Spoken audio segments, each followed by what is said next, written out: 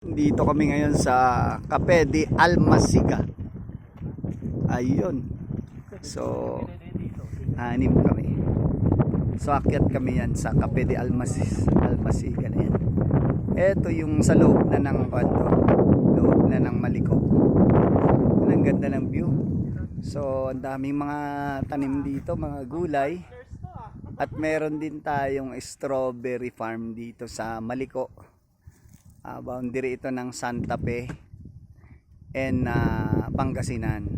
So Santa Fe and Pangasinan po.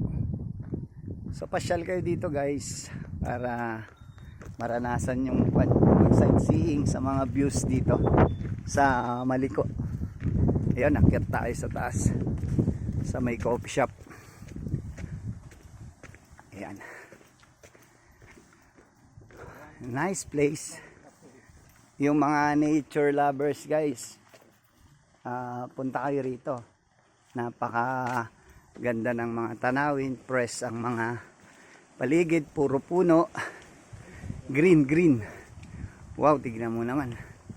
Ayan oh, may mga, yung door nila may mga kahoy kahoy.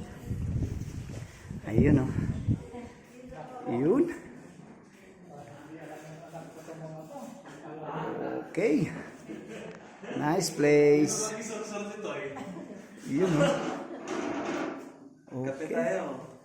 Ayun guys. Wow, ganda pala dito kay Latita. Amerikano lang sa amin, Amerikano.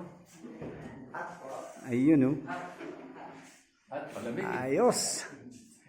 Very nice place. May bibing ka po kayo dito ba? Wala po.